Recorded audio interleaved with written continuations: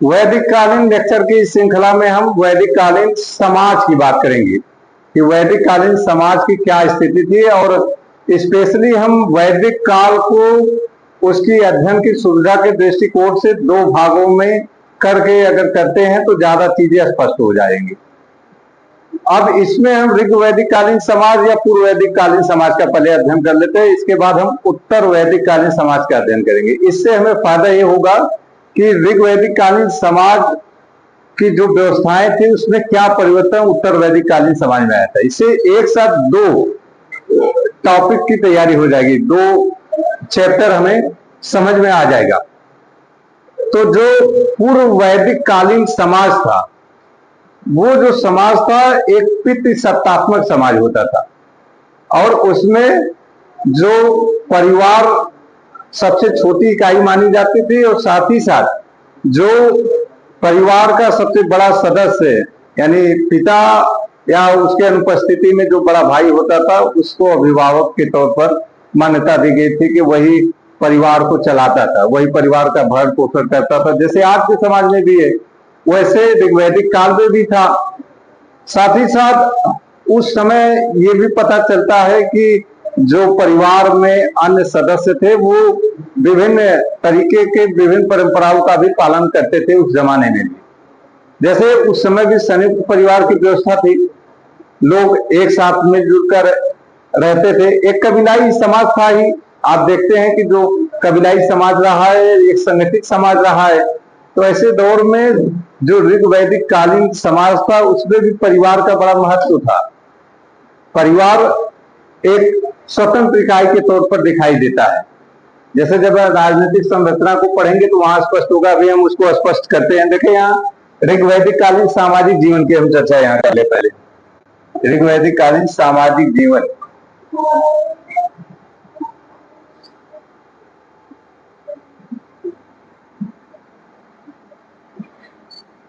तो ऋग वैदिक कालीन सामाजिक जीवन की हम यहाँ चर्चा कर रहे हैं, यहाँ स्पष्ट कर ले हम। देखिए ऋग वैदिक कालीन जो समाज था ये परिवार पर आधारित था। इसके अलावा इसमें मैंने बताया कि इसका जो प्रमुख होता था कौन था, पिता या बड़ा भाई को माना जाता था, और इसे कुलप कहा जाता था। यानी कुल का जो प्रमुख होता था या कुल का अधिपति होता था, इसे कहीं कहीं कुलपा विद्या तो भी सही है, यानी कुल का जो प्रमुख होता था उसको कुलपा कहा जाता था।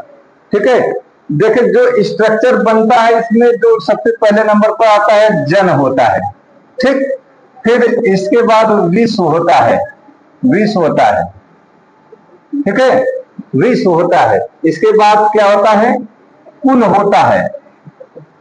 इसके बाद ग्राम हम कह सकते हैं, ग्राम है, इसके बाद कुल है।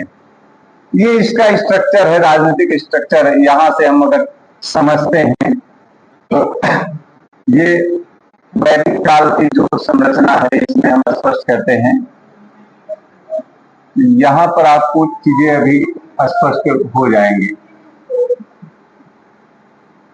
देखिए यहां हम स्पष्ट कर देते हैं, ये वैदिक काल में है। तो जो कबीले का प्रमुख होता था वो राजा या राजन कहलाता था, लेकिन इसके नीचे की जो इकाई है बीस, यानी जो कई गांव मिलाकर जो बनता था एक नई राजनीतिक इकाई, उसको विश के नाम से संबोधित किया जाता। विश का प्रमुख विशपति कहलाता था। और ग्राम ये भी एक इकाई थी, गांव का प्रमुख क्या कहलाता था, ग्रामरी कहलाता था।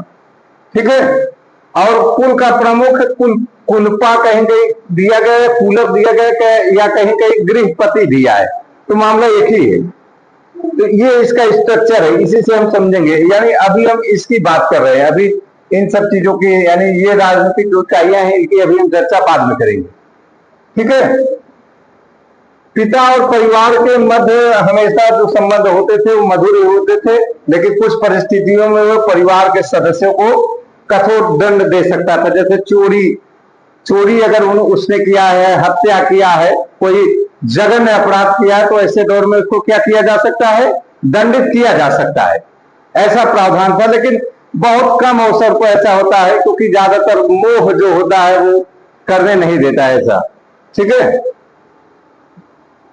वह विक्रय भी कर सकता था। कुछ ऋग्वैदिक कालीन ऋग्वेद का अध्ययन करने के बाद पता चलता है कि ऋग्वैदिक कालीन समाज में विक्रय भी हो जाता था बच्चों का, उनको बेच भी दिया जाता था कुछ ऐसी परिस्थितियों में। समाज में संयुक्त परिवार की व्यवस्था थी, यानी जो परिवार था वो कंबाइंड फैमिली थी, जिसमें माता पिता भाई बहन ये सब एक साथ रहते थे। कई पीढ़ियों के लोग और सगे संबंधी भी एक साथ रहते थे, यानी कई पीढ़ी के लोग, जैसे आप देखते हैं कि दादा है, दादा से ऊपर परदादा है, फिर उसके नीचे पिताजी, पिताजी के बाद अपनी पीढ़ी के बाद अपने बच्चे, तो ये सब कई पीढ़ियों के हो गए ना, तो ये एक साथ रहते थे। इसके लिए एक शब्द का संबोधन किया गया जिसको क्या कहा जाता है, नप्त्री कहा जाता है, यहां नीचे मिलेगा। ठीक है, इन सभी के लिए क्या एक शब्दावली का इस्तेमाल हुआ है, नप्त्री। इसको नोट कर लीजिएगा, बहुत महत्वपूर्ण है। नप्त्री ये आपसे पूछा जा सकता है कि किसे कहा जाता है, यानी ऋग्वैदिक कालीन समाज में कई पीढ़ियों के लोग जो एक साथ रहते थे उसे क्या कहा जाता था, नप्त्री कहा जाता था। ठीक है, तो कई पीढ़ियों के लोग एक साथ रहते थे। यहां इस स्ट्रक्चर से बहुत सारी चीजें आपकी क्लियर हो जाएंगी। अब फिर हम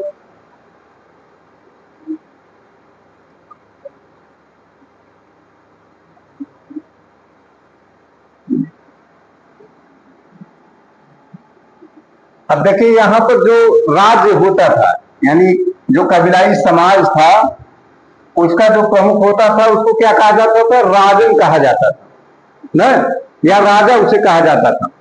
वो किसी भी व्यक्ति के पारिवारिक जीवन में हस्तक्षेप नहीं करता था, सभी लोगों को उसने स्वतंत्र रखा था कि किसी के भी निजी मामले में हमें हस्तक्षेप नहीं करना है। ठीक, पितृसत्तात्मक समाज था, मैंने अभी चर्चा किया था ना कि ये समाज कैसा था, पितृसत्तात्मक समाज था, लेकिन महिलाओं की स्थिति क्या थी, सम्मानजनक थी, और ज्यादातर लोग पुत्र पैदा होने की ही कामना करते थे। ठीक है, कोई नहीं चाहता था कि परिवार में पुत्री पैदा हो, लेकिन तब भी उसकी एक स्थिति थी, वो एक सामान्य स्थिति थी। महिलाओं को भी उपनयन संस्कार दिया जाता था, उनको भी शिक्षा दीक्षा का पूरा अधिकार दिया गया था, लेकिन दो चीजों में उनको कोई अधिकार नहीं मिला था। क्या नहीं था, एक राजनीति में वो भाग नहीं ले सकती थी, दूसरा उन्हें संपत्ति का अधिकार नहीं था।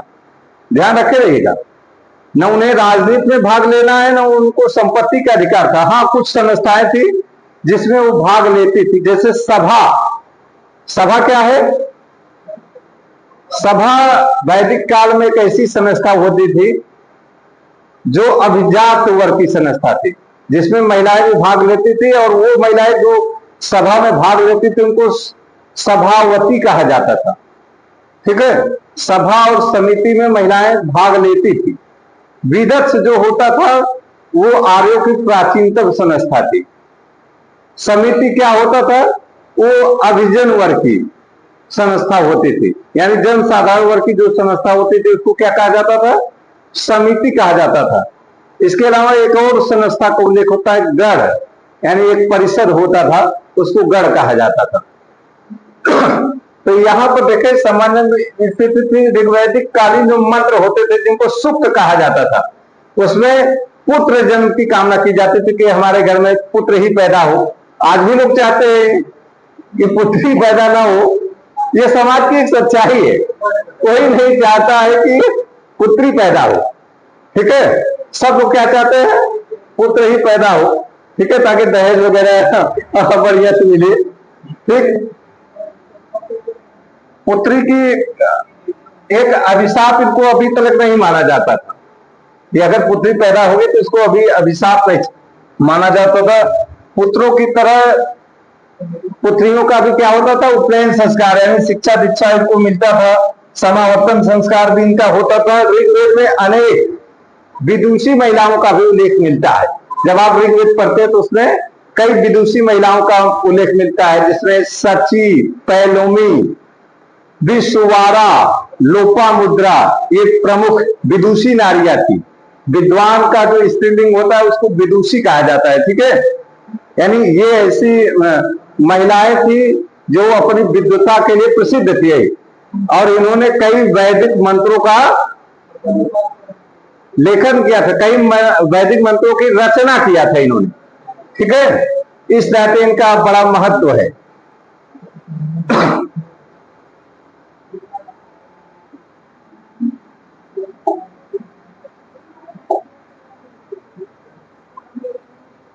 यहां देखें ना, ऋग्वेद में अनेक विदुषी महिलाओं को उल्लेख मिलता है जिन्होंने कई मंत्रों, यानी इसको सूक्त कहा जाता है, इनकी रचना की थी।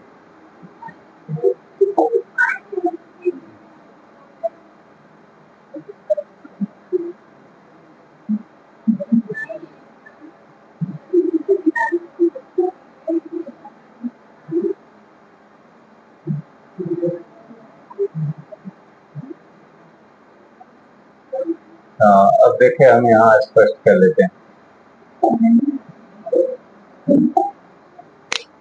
इसमें नाम मैंने आपको बताया ना, अपाला, घोषा, लोपामुद्रा, विश्वारा, सिक्ता, सची, पैलोमी, ये ऐसी महिलाएं थी जो क्या थे, विदुषी महिलाएं थी जिन्होंने वैदिक मंत्रों की रचना किया था। इसके अलावा लोपामुद्रा का जन्म कहाँ हुआ था? राजकुल में पैदा हुई थी, राजाओं के परिवार में पैदा हुई थी। तथा अगस्त ऋषि की ये क्या थी? पत्नी थी, अगस्त ऋषि की पत्नी थी, यानी एक अच्छे खासे परिवार से थे। विश्ववारा को ब्रह्मवादिनी कहा जाता है, मतलब कि इसने आजीवन ब्रह्मचर्य को धार करके शिक्षा दीक्षा का काम किया, उसका प्रचार प्रसार किया। देखिए, अब एक चीज और हम यहां समझ लेते हैं, जो प्राचीन काल में, मतलब ऐसे गुरु जो निःशुल्क शिक्षा देते थे उनको आचार्य कहा जाता था, और जो शुल्क लेकर शिक्षा देते थे उन्हें क्या कहा जाता था? उपाध्याय कहा जाता था। ऐसे ही महिलाएं भी होती थी, यानी वो महिलाएं जो निःशुल्क शिक्षा देती थी उनको आचार्य कहा जाता था, और जो महिलाएं शुल्क लेकर, यानी फीस लेकर शिक्षा दीक्षा देते थे उनको उपाध्याय कहा जाता था। ठीक है, तो ऐसे महिलाओं का भी जिक्र होता है वैदिक काल में। ये मंत्र दृष्टा भी कहा जाता है कि इन्होंने कई सारे मंत्रों का प्रेरण किया, उनका लेखन किया था, मतलब कि मंत्रों की रचना की थी। इन विदुषी कन्याओं को ऋषिका की उपाधि दी गई है, ध्यान रखिएगा, ऋषिका की उपाधि। ऋषिका का मतलब क्या होता है कि ऐसी विदुषी कन्याएं जो विद्वता में, जिनको महारत हासिल थी, वेद पुराण, इन वेदों में महारत थी, पुराण हम नहीं कह सकते, पुराणों की रचना तो दो प्रकार में हुई है, यानी वैदिक ग्रंथों में इनको क्या था? महारत हासिल थी।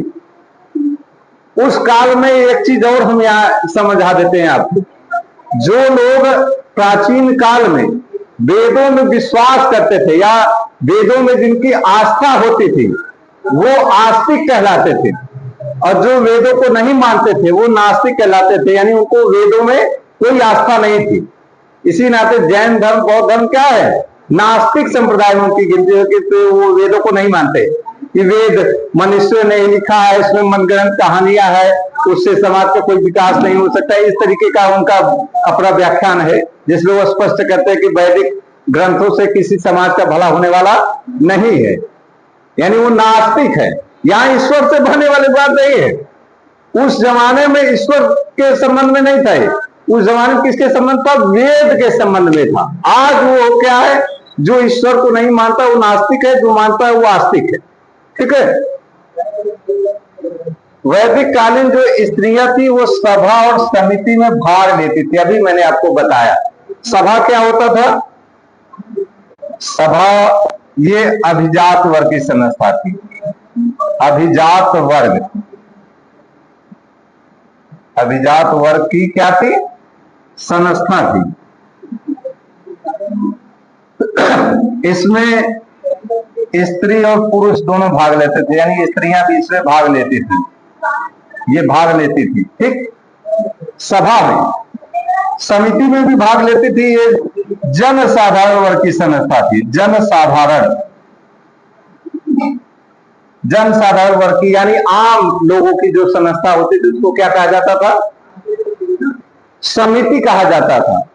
ठीक है, कुछ इतिहासकारों ने इसको राज्यसभा से जोड़ दिया है और इसको लोकसभा से जोड़ दिया है, लेकिन इस पर समर्थन नहीं हो सकता है।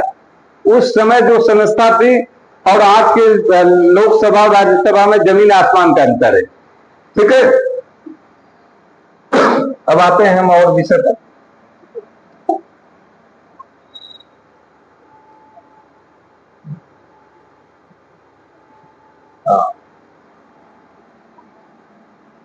देखो यहां पर जो स्त्रियों के सामाजिक एवं धार्मिक अधिकार पुरुषों के समान ही थे, यहां पर अभी कि जो सामाजिक और धार्मिक अधिकार पुरुषों को मिले हुए थे वही अधिकार के पास भी थे, स्त्रियों को भी मिले हुए थे। ठीक है, वह पति के साथ यज्ञ में भाग लेती थी। ये भी एक बहुत महत्वपूर्ण चीज है। महिलाओं को उनके दर्जे का अधिकार इस नाते भी मिला है कि उनको यज्ञ ध्यान रखे रहिएगा, यज्ञ बगैर पत्नी के आए स्त्री के संभव है नहीं ना। तो इस नाते भी उनकी मजबूरी है कि कुछ आप लेकर चलो भाई। कभी आपने सुना है कि यज्ञ महिलाओं के बिना हुआ है? उस समय की हम बात कर रहे हैं। ठीक है, तो उनकी मजबूरी थी, किंतु ऋग्वैदिक कालीन समाज में उन्हें दो दृष्टियों से अयोग्य समझा जाता था। वो कौन कौन सी दो चीजें थी? पहला क्या था, उनको राजनीति में भाग नहीं लेना है, यानी वो चुनाव वगैरह न लड़े। दूसरा, उनको संपत्ति के अधिकार से बेदखल कर दिया गया था। ये दो चीजें उनके पक्ष में नहीं थी। ठीक है, यानी दो चीजें जो है वो उनके पक्ष में नहीं थी। यानी हम यहाँ पर स्पष्ट कर चुके हैं कि ऋग्वैदिक कालीन समाज की जो संरचना थी उसमें चीजें यहाँ पर देखे स्पष्ट हो रहा है कि जो परिवार था वो एक महत्वपूर्ण कड़ी अदा कर रहा था। परिवार एक महत्वपूर्ण कड़ी अदा कर रहा था, और जो समाज था वो कैसा था? पितृसत्तात्मक समाज था। महिलाओं को भी कुछ अधिकार मिले हुए थे, कुछ अधिकारों से उनको वंचित भी किया गया था। तो अब फिर हम उसके और जो अन्य संरचना उस पर भी बात करते हैं। धन्यवाद।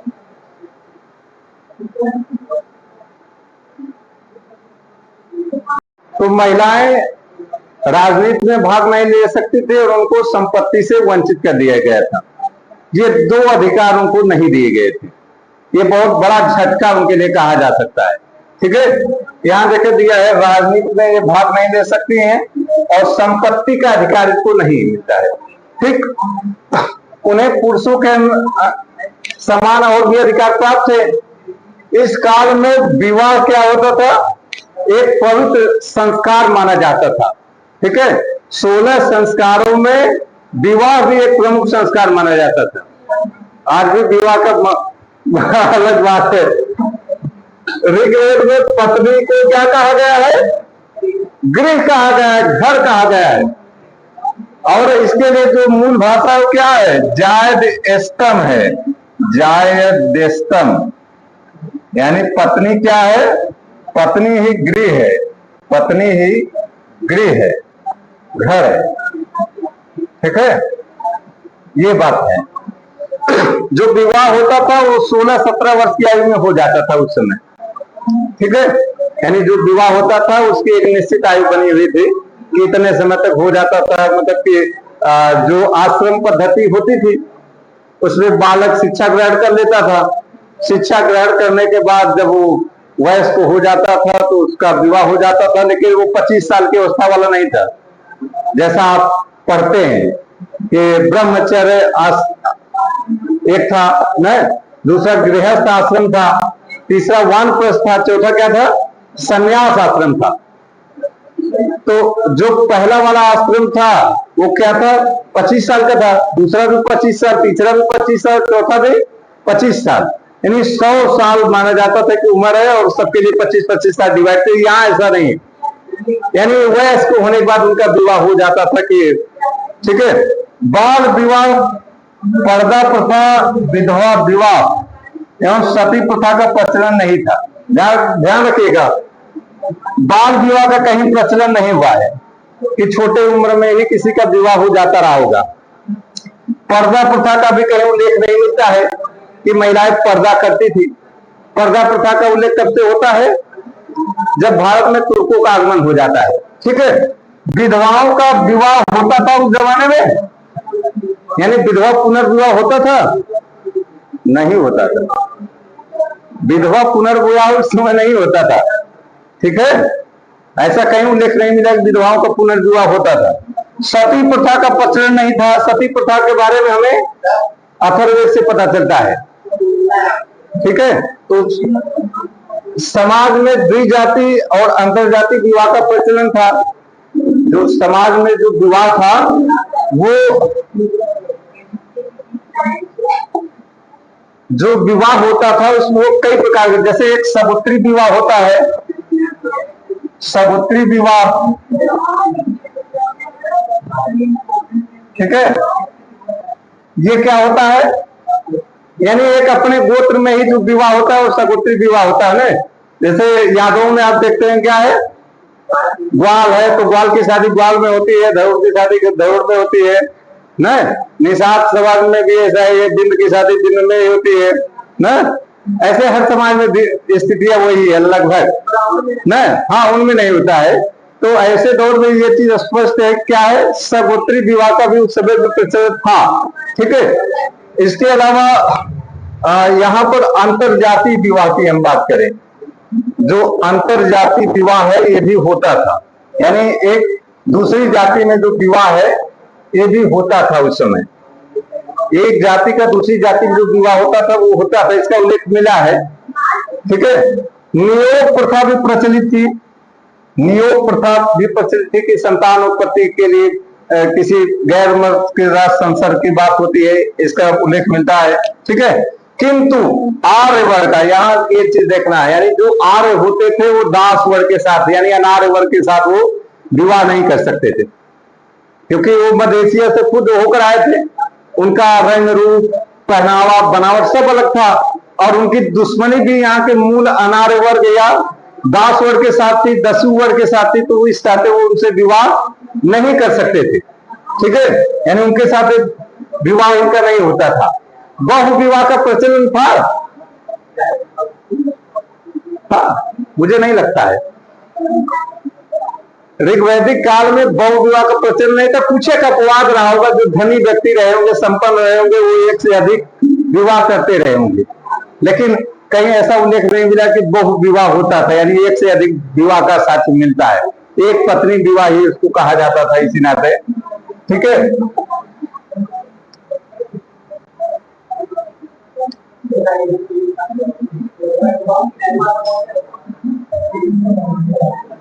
अब यहाँ पर जो ऐसी स्त्रियों का भी चर्चा किया गया कि जो आजीवन क्या रहती थी, अविवाहित रहती थी, उनको क्या कहा जाता था, अमाजू कहा जाता है। यानी कुछ ऐसी स्त्रियों का भी उल्लेख मिलता है जो आजीवन अविवाहित थी, इनको क्या कहा जाता था, अमाजू कहा जाता था। इसको आप ध्यान रख लीजिएगा, अमाजू इनको कहा जाता था।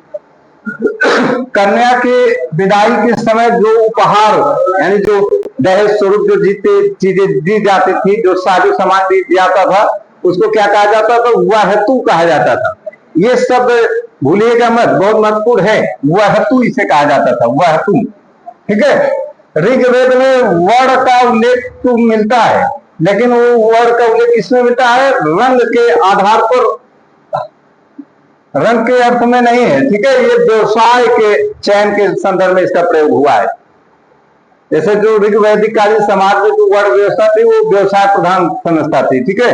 यानी वो कैसी व्यवस्था थी, कर्म के आधार पर थी कि मनुष्य जैसा कर्म करेगा उसका वैसा वर्ण हो जाएगा, ठीक है। खैर वैसे आधार पर तो दो वर्ण जरूर रहे होंगे, क्योंकि जो आर्य थे वो श्वेत वर्ण के थे, सफेद रंग के थे, और दास दस्यु जो थे वो काले वर्ण के थे। ये तो रंग के आधार पर दो चीज हो गया, लेकिन वहां पर जो वर्ण का निर्धारण था उसका सबसे प्रमुख माना ये जाता था, कर्म माना जाता था कि आप जो कर्म करते हैं वही आपका वर्ण है, ठीक है। अभी जाति व्यवस्था नहीं आई थी, अभी जाति व्यवस्था को उल्लेख नहीं मिलता है, न जन्म आधारित वर्ण व्यवस्था को उल्लेख मिलता है। वो उत्तर वैदिक काल में थी कि मनुष्य जिस वर्ण में जन्म लेता था वो उसका वर्ण हो जाता था, ठीक। ये कर्म के आधार पर बचे थे। यहाँ पर देख दिया गया है कि ये कर्म के आधार पर बचे थे और इनमें कठोरता थी, ठीक है। यानी यहां समझते हैं जरा सा, ये वर्गीकरण किसके आधार पर था? कर्म के आधार पर था। ठीक, इन तीनों वर्णों में कोई कठोरता नहीं थी और एक ही परिवार के लोग ही विभिन्न वर्ण धारती हुए भी दिखाई देता है। जैसे एक व्यक्ति का उल्लेख मिलता है, उसी परिवार में वो कवि है, यानी वो खुद कहता है, क्या कहता है, मैं कवि हूं और मेरी पत्नी क्या करती है, अन्न पीसने का काम करती है, यानी उसका ये दूसरा व्यवसाय हो गया। ठीक है, तो इससे स्पष्ट होता है। यहाँ देखिए, अभी आप उदाहरण स्वरूप में लिखा है कि 9वें मंडल में इसका उल्लेख मिला है। यहाँ हम आते हैं उस पर, देखिए यहाँ दिया है 9वें मंडल के एक सूक्त में क्या दिया गया है कि एक ऋषि है, वो कहता है क्या है कि मैं कवि हूं और मेरे पिता क्या है, वैद्य हैं, यानी डॉक्टर है, चिकित्सक है, और मेरी माता, उनकी माता क्या करती है, अन्न पीसने का काम करती है। ठीक है, आटा मत कहिएगा भाई, अन्न पीसेंगे तो आटा हो जाएगा ना। कई कई किताबों में दिया है आटा, लेकिन आटा गलत है, अन्न पीसा जाता है। आटा तो जब आप अन्न पीस देते तो वो आटा हो ही जाता है। ठीक, फिर देखिए इसमें दिया है कि साधन भिन्न है, लेकिन सभी क्या करते थे, धन की कामना करते थे। लेकिन किंतु जो व्यवसाय था उस जमाने में वो आनुवंशिक नहीं था कि इस जाति का ये व्यवसाय होगा, ऐसा कोई उल्लेख हमें नहीं मिला, क्योंकि वो कर्म आधारित व्यवस्था थी। तो ऐसे दौर में उसका वो उल्लेख नहीं मिला है। ठीक, आर्यों ने अनार्यों को परास्त करके अपने सामाजिक संगठन में उनको मिला लिया था। मैंने आपको बताया था ना कि जब आर्य भारत में आते हैं, यानी मध्य एशिया से होकर जब आए थे, तो ऐसे दौर में क्या हुआ कि उनका सामना यहाँ के मूल लोगों से हुआ, यानी जो दास वर्ग के थे, या कह सकते हैं कि जो काले रंग के लोग थे, जो या मूल निवासी यहाँ के थे, उनसे होता है उनका सामना। ऐसे दौर में उनको परास्त करके उनको अपने समाज में सम्मिलित कर लिया जाता है। तब ऐसे दौर में जो वर्ण व्यवस्था की संरचना होती है उसमें एक बड़ा बदलाव देखने को मिलता है, यानी ब्राह्मण, क्षत्रिय, वैश्य के बाद एक चौथा वर्ग दिखाई देता है, उसे क्या कहते हैं, शूद्र कहते हैं। यानी वही मूल जो निवासी थे वो क्या कहलाए, शूद्र कहलाए, जिनका ऋग्वेद के 10वें मंडल में पुरुष सूक्त में उल्लेख मिलता है, जिसमें चतुर्वर्ण व्यवस्था का भी उल्लेख मिला है। वहां से स्पष्ट रूप से पता चलता है, यानी आर्यों ने अपनी ताकत से उनको शूद्र बना दिया था। ठीक, देखे यहां स्पष्ट हो गया कि कालांतर में इनको शूद्र बना दिया, जिसका उल्लेख मिलता है। इसी सूक्त में हमें सबसे पहले क्या मिलता है, चारों वर्ण का भी जानकारी मिलता है। ठीक है, यानी इसी सूक्त में हमें चारों वर्णों की भी जानकारी मिल जाती है कि ये चारों वर्ण कौन से थे।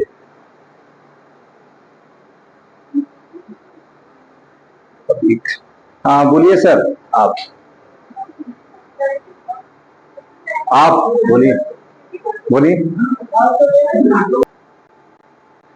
तो चारों वर्णों की यहाँ पर बात हुई थी, तो उनके लिए बाद में ये स्पष्ट होता है कि एक विराट मनुष्य है, उसके अंगों से इन वर्ण को बारे में स्पष्ट तौर पर कालांतर में किया गया था, उस समय अभी ये नहीं थी।